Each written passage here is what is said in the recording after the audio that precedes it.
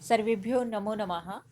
मूकं करोति वाचालं पङ्गुं लङ्घ्यते गिरिं यत्कृपातम् अहं वन्दे परमानंद माधवम। प्रिय संस्कृत मित्रों, विद्यार्थी गणों, मैं डॉक्टर मधुबाला बजाज अपने इस YouTube चैनल संस्कृत कुसुम में आपका एक बार पुनः हार्दिक अभिनंदन करती हूँ, स्वागत करती हूँ। मित्रों, जैसा कि आप जानते हैं कि इस YouTube चैनल के माध्यम से हम राजस्थान लोक सेवा आयोग द्वारा आयोजित की जाने वाली द्वितीय श्रेणी शिक्षक भर्ती परीक्षा में संस्कृत विषय से तैयारी कर रहे हैं। गत वीडियो में हमने इस भर्ती परीक्षा के पाठ्यक्रम पर चर्चा की थी। यदि आपने पिछला वीडियो नहीं देखा हो तो इस वीडियो को देखने से पहले पिछला वीडियो आई बटन से प्राप्त करें और उसे देखें, जिससे पाठ्यक्रम संबंधी जो जानकारी आपको होनी चाहिए वो आपको प्राप्त हो सके। तो आइए आज हम अपना प्रथम जो बिंदु है, जो कि माध्यमिक और उच्च माध्यमिक स्तर से लिया गया है, पार्ट 1 में संज्ञा प्रकरण, यहाँ से अपना अध्ययन प्रारंभ करते हैं। देखिए, सबसे पहले हमें ये पता होना चाहिए कि भाषा क्या है।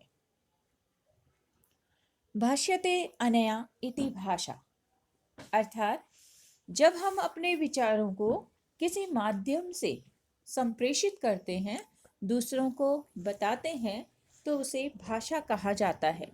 किसी भी भाषा का जो मूल आधार होता है वह उसका व्याकरण ही माना जाता है। संज्ञा प्रकरण जो है वो व्याकरण का आधार स्तंभ कहा जाता है। अब व्याकरण का अध्ययन हमें सबसे पहले क्यों करना चाहिए?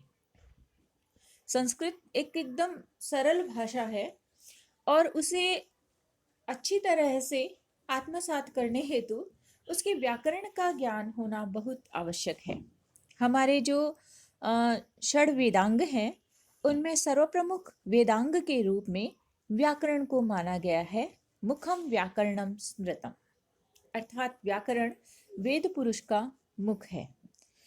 जैसे किसी भी व्यक्ति की पहचान करने के लिए उसका मुख जो है वो सर्वप्रथम उसका परिचय देता है, ठीक उसी प्रकार संस्कृत भाषा की पहचान उसके मुख अर्थात व्याकरण का अध्ययन प्रारंभ करने से होती है। अब आगे बढ़ते हुए मैं बता रही हूँ कि हमारी जो संस्कृत व्याकरण की जो परंपरा है, ये दो प्रकार की परंपरा है, अर्थात संस्कृत व्याकरण का जो प्रचलन है वो दो तरह से माना जाता है। एक है बृहस्पति परंपरा और दूसरी माहेश्वरी परंपरा, या इसे पाणिनीय परंपरा के नाम से भी जाना जाता है। पहली जो परंपरा है यह है बृहस्पति परंपरा। इसमें भगवान ब्रह्मा ने स्वयं जो व्याकरण के या संस्कृत के जो शुद्ध पद हैं उन पदों का ज्ञान बृहस्पति को दिया।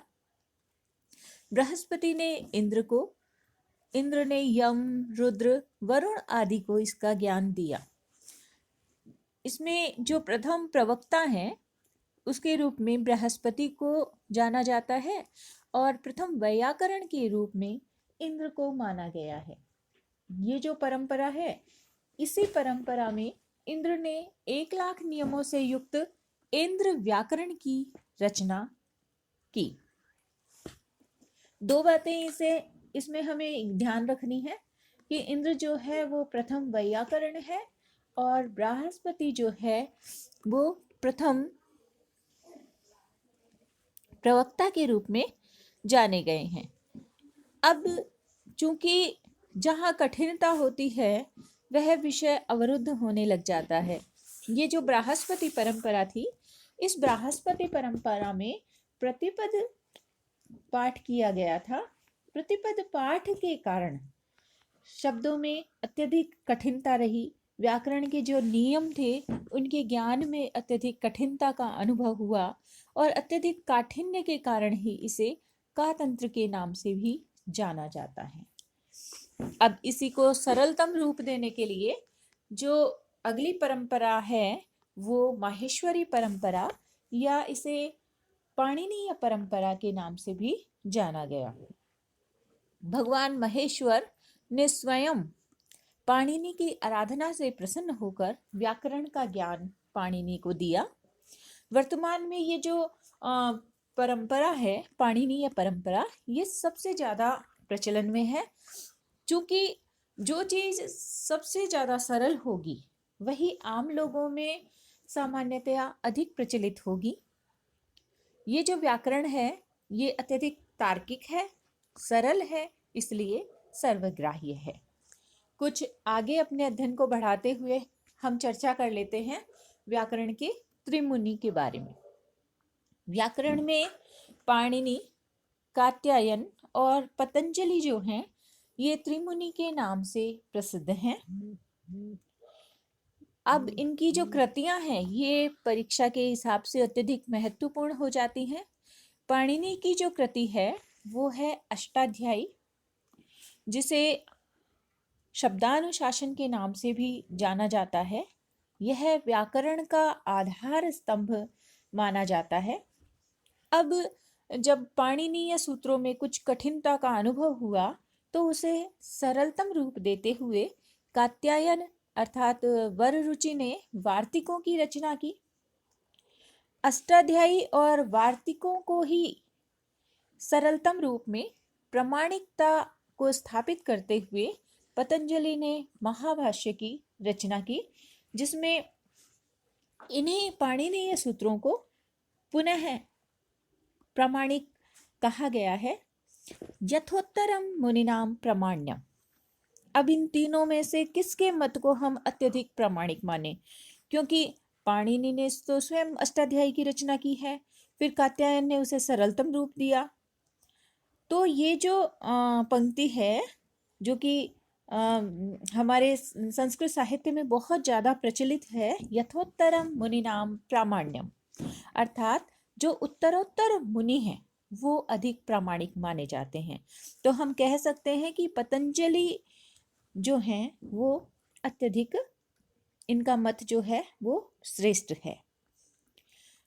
अब आगे बढ़ते हैं, माहेश्वर सूत्रों की चर्चा करते हैं, जो कि पाणिनीय व्याकरण का आधार स्तंभ कहा जाता है। कहते हैं कि जब पाणिनि ने भगवान शिव की आराधना की तो शिव की आराधना से प्रसन्न होकर भगवान शिव ने 14 बार अपने डमरू को बजाया, और 14 बार बजाने से जो 14 सूत्र प्रचलन में आए इन्हें माहेश्वर सूत्र के नाम से जाना जाता है, क्योंकि भगवान शिव के डमरू से ये सूत्र प्रादुर्भूत हुए थे। इसलिए इन्हें शिव सूत्र जाल भी कहा जाता है। ये सूत्र है, ये संस्कृत व्याकरण को पढ़ने के लिए आधार है, इसलिए सभी विद्यार्थियों को प्रथमतः ये सूत्र अवश्य स्मरण होने चाहिए। इनका वाचन हम करते हैं, आप बार बार जब इन्हें पढ़ेंगे तो ये आपको कंठस्थ हो जाएंगे, और संस्कृत में आगे बढ़ने के लिए, व्याकरण को समझने के लिए इनका स्मरण होना अति आवश्यक है। तो देखते हैं, आई उण, रील रिक, ऐयोंग, ऐ औच, है वरट, लण, यमंगण नम, झबय, घड़ दश, जब गड़ दश, खफ छ ठ थ च ट तव, कपय श श सर हल। देखिए, इसमें जो अंतिम वर्ण है, प्रत्येक जो सूत्र है उसका अंतिम वर्ण जो है वो इत संज्ञक है। ये बात आपको ध्यान में रखनी है। ये जो माहेश्वर सूत्र है इसके बारे में एक जनश्रुति प्रचलित है, जैसा कि मैंने बताया था कि भगवान शिव ने अपने डमरू को बजाया और उससे ये 14 सूत्र प्रादुर्भूत हुए। नृतावसाने नटराज राजो ननाद ढक्का नव पंचवारम उधर्तु कामः सनकाधिसिद्धान एतत् विमर्श शिव सूत्रचाला। भगवान शिव ने अपने तांडव नृत्य के अवसान पर, समाप्ति पर, अपने ढक्काम अर्थात डमरू को नव पंचवारम 9 और 5 अर्थात 14 बार जब बजाया, तब इन सूत्रों का प्रादुर्भाव हुआ। ये 14 सूत्र जो हैं वो पाणिनि व्याकरण के आधार स्तंभ हैं। इन सूत्रों को वर्ण समम्नाय या अक्षर समम्नाय भी कहा जाता है। समम्नाय का अर्थ है वेद, अर्थात इन्हें हम वर्ण वेद या अक्षर वेद के नाम से भी कह सकते हैं। ये प्रत्याहार सूत्रों के निर्माण के लिए अत्यधिक महत्वपूर्ण है, इसलिए इन्हें प्रत्याहार सूत्र भी कहा जा सकता है। प्रयोजन क्या है अब इनका? तो प्रयोजन है अनादि संज्ञा करना। अब सबसे पहले हम इन सूत्रों को देखते हैं तो हमारी जो संस्कृत वर्णमाला है, वर्णमाला में संपूर्ण जो अच हैं और जो हल हैं वो इन 14 सूत्रों में ही समाहित हो जाते हैं। प्रथम 4 सूत्र जो हैं ऐ उण ऋ ऋक एयोंग ऐ औच, इन 4 सूत्रों में हमारे स्वर आ जाते हैं। इसलिए अ से लेकर च तक संपूर्ण स्वरों का विवरण होने के कारण इन्हें अच कहा जाता है।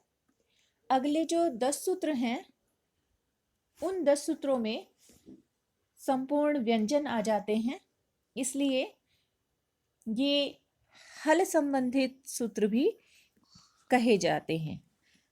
जैसा कि मैंने आपको बताया था कि प्रत्येक जो सूत्र है उसका अंतिम वर्ण जो है वो इत संज्ञक है। अब इसमें खास बात जो है वो हमें क्या ध्यान रखनी है? पहली बात तो है कि कौन सा ऐसा वर्ण है जिसका इसमें 2 बार उपदेश किया गया है।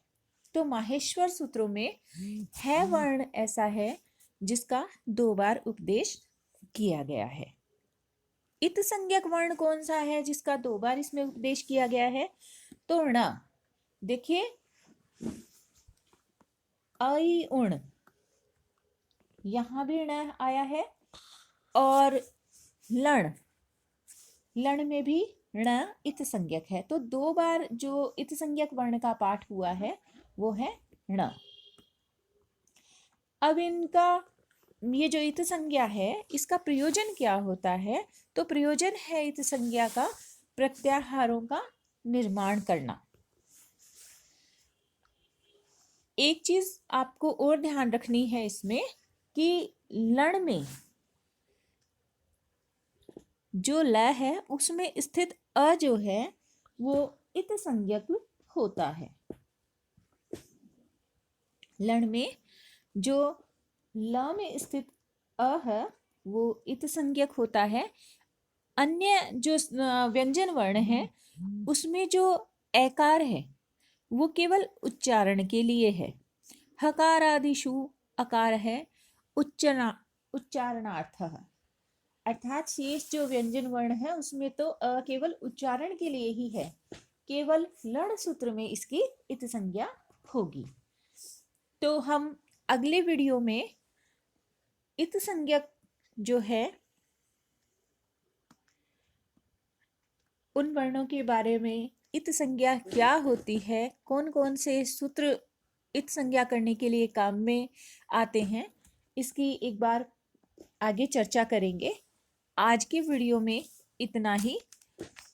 आपको आज याद करना है माहेश्वर सूत्र, जो हमारे 14 सूत्र हैं, ये आपको स्मरण करने हैं। अगर आपको वीडियो पसंद आया हो तो वीडियो को लाइक करें, शेयर करें, चैनल को सब्सक्राइब करना ना भूलें, बेल आइकन को प्रेस करें जिससे जब भी वीडियो अपलोड हो आपको नोटिफिकेशन मिल जाए। इसके नोट्स प्राप्त करने के लिए आप टेलीग्राम चैनल जो है उसे ज्वाइन करें। इसका लिंक आपको डिस्क्रिप्शन बॉक्स में मिल जाएगा। जो नोट्स हैं उसकी PDF भी आपको टेलीग्राम पर प्राप्त हो जाएगी। तो पुनः आप सभी के लिए हार्दिक शुभकामनाएं। अगले वीडियो में मिलते हैं। सर्वे भवन्तु सुखिनः, सर्वे सन्तु निरामयाः, सर्वे भद्राणि पश्यन्तु मा कश्चित् दुर्भाग् भवेत्। सर्वेभ्यो नमो नमः।